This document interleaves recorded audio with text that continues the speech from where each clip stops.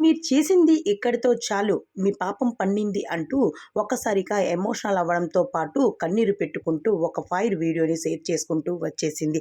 అది తలుచుకుంటూ ఉంటే ఒకవైపు కన్నీరు, మరోవైపు బాధ కూడా అనిపిస్తూ ఉంది అంటూ చెప్పుకొస్తుంది. నా మనసుని నాకు కాకుండా మీ సైడ్ చేసుకొని తనకి నాకు దూరం చేశారు. అయితే ఇప్పుడు మీ పాపం పండింది అంటూ చెప్పుకొచ్చింది. అదేమిటి అంటే రీసెంట్‌గానే ప్రియాంక వేసుకునే బట్టల పైన చాలామంది నెటిజన్స్ అయితే ట్రోల్స్ మొదలుపెట్టేశారు. తను ఒక ఈవెంట్‌లో అయితే తను ఒక బ్లాక్ డ్రెస్ వేసుకుంది. అసలు ఎవరు కూడా అలాంటి డ్రెస్ వేసుకోరు. ముమైత్ ఖాన్ కన్నా చండాలమైన డ్రెస్ వేసుకున్నావు నువ్వు అంటూ చాలామంది అభిమానులైతే కామెంట్స్ పెట్టడంతో పాటు ట్రోల్స్ మొదలుపెట్టేశారు.